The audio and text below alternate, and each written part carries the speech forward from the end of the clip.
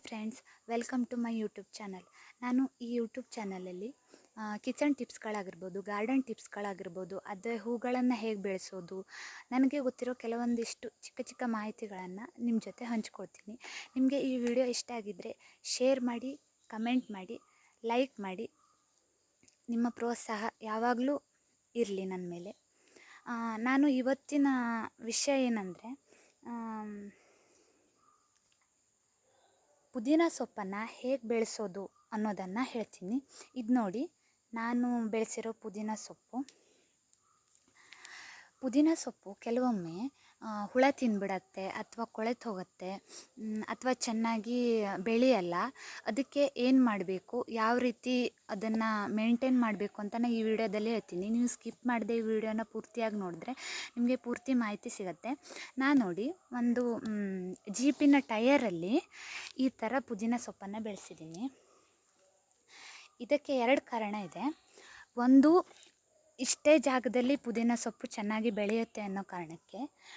ಎರಡನೇದು, ಸ್ಪೇಸ್ ಜಾಸ್ತಿ ಬೇಕಾಗಲ್ಲ, ಅಂದರೆ ಇಷ್ಟೇ ಜಾಗದಲ್ಲಿ ನಾವು ಪುದೀನ ಸೊಪ್ಪನ್ನು ಬೆಳ್ಕೊಬೋದು ಅಂತ. ಹಾಗಾಗಿ ನಾನು ಇದರಲ್ಲಿ ಮಾಡಿದ್ದೀನಿ. ಇದು ಸುಮಾರು ಒಂದು 2 ತಿಂಗಳ ಗಿಡ ಅಂತ ಹೇಳ್ಬೋದು. ಇಷ್ಟಾಗೋಕ್ಕೆ 2 ತಿಂಗಳು ಬೇಕಾಗಿದೆ. ಕೆಲವೊಮ್ಮೆ ನೀವು ಚೆನ್ನಾಗಾಗಿರತ್ತೆ, ಆದರೆ ದಿಢೀರಂತ ಕೊಳೆತೋಗ್ಬಿಡತ್ತೆ. ಅದಕ್ಕೆ ಕಾರಣ ಏನು ಅಂದರೆ, ನೀವು ಜಾಸ್ತಿ ನೀರನ್ನು ಕೊಡೋದ್ರಿಂದ ಅಥವಾ ತುಂಬ ನೀರಿರೋ ಜಾಗದಲ್ಲಿ ಪುದೀನ ಸೊಪ್ಪನ್ನು ಬೆಳೆಸೋದ್ರಿಂದ ಬೇಗನೆ ಕೊಳೆತೋಗೋ ಸಾಧ್ಯತೆಗಳು ಹೆಚ್ಚು. ನೀವು ಈ ಥರ ಮಾಡ್ಕೋಬೋದು. ಅಥವಾ ಯಾವುದಾದ್ರೂ ಏನು ಹೇಳ್ತೀವಿ, ನಾವು ಗ್ರೋ ಬ್ಯಾಗ್ಗಳಲ್ಲಿ ಅಥವಾ ಚೀಲಗಳಲ್ಲಿ ಬೆಳೆಸೋದ್ರಿಂದ ನೀವು ಪುದೀನ ಸೊಪ್ಪನ್ನು ಚೆನ್ನಾಗಿ ಬೆಳಿಬೋದು.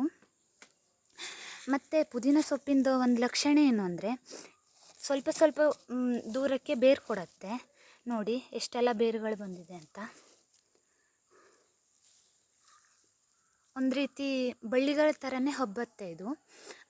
ನಾವು ಇದನ್ನು ಯೂಸ್ ಮಾಡೋದು ಕುಡಿಗಳಾಗಿರೋದ್ರಿಂದ ನೀವು ಇಷ್ಟಕ್ಕೆ ಇದನ್ನು ಕಟ್ ಮಾಡಿದ ನಂತರನೂ ಮತ್ತೆ ಚಿಗುರತ್ತೆ ಅದು. ಹಾಗಾಗಿ ಏನು ಪ್ರಾಬ್ಲಮ್ ಇರಲ್ಲ. ನಾನು ಈ ಟಯರ್ ಒಳಗಡೆ ಸ್ವಲ್ಪ 1 ಲೇಯರು ಮಣ್ಣು ಹಾಕಿದ್ದೀನಿ.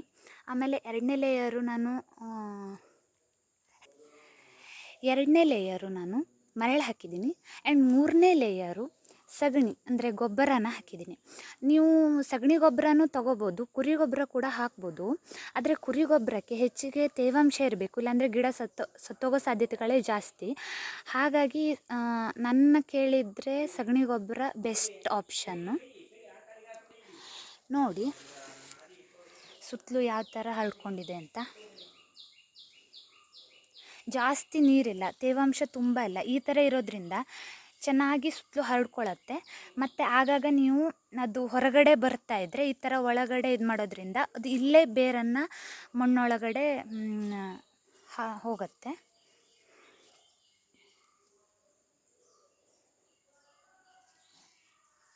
ನೋಡಿ ಯಾವ ಥರ ಇದೆ ಅಂದರೆ, ನಿಮಗೆ ಮನೆಯಲ್ಲಿ ಜಾಗ ಇಲ್ಲ ಅಂತಂದರೆ ಈ ಥರ ಮಾಡ್ಕೊಳ್ಳೋದ್ರಿಂದ ಸ್ಪೇಸ್ ತುಂಬಾ ಕಡಿಮೆ ಆಗುತ್ತೆ.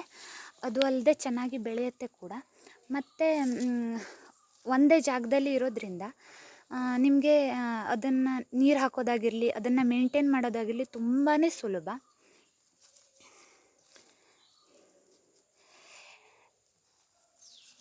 ಕೀಟಗಳು ಅಥವಾ ಏನಾದರೂ ಎಲೆಗಳನ್ನು ತಿಂದ್ಬಿಡತ್ತೆ ಅನ್ನೋ ಭಯ ಇದ್ದರೆ ನೀವು ವಾರಕ್ಕೆ 1 ಸಲ ಸಗಣಿ ಜೊತೆ ಸ್ವಲ್ಪ ನೀರು ಹಾಕಿ ಸ್ಪ್ರೇ ಮಾಡೋದ್ರಿಂದ ಕೀಟಗಳು ತಿನ್ನಲ್ಲ.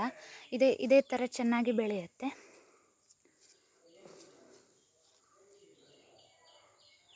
ನೋಡಿದ್ರಲ್ಲ ಫ್ರೆಂಡ್ಸ್, ಹಾಳಾಗಿ ಎಲ್ಲೋ ಒಂದು ಮೂಲೆಯಲ್ಲಿ ಸೇರಿರೋ ಒಂದು ಟಯರಿಂದ ನಾವು ಯಾವ ಥರ ಉಪಯೋಗ ಪಡ್ಕೋಬೋದು, ಯಾವ ಥರ ಗಿಡಗಳನ್ನು ಬೆಳೆಸಬೋದು ಅಂತ ತಿಳ್ಕೊಂಡ್ರೆ ಅಲ್ವಾ. ನಿಮಗೆ ಈ ವಿಡಿಯೋ ಇಷ್ಟ ಆಗಿದ್ದರೆ ದಯವಿಟ್ಟು ಶೇರ್ ಮಾಡಿ, ಲೈಕ್ ಮಾಡಿ, ಕಮೆಂಟ್ ಮಾಡಿ, ನನ್ನ ಚಾನಲ್ನ ಸಬ್ಸ್ಕ್ರೈಬ್ ಆಗಿ. Thank you.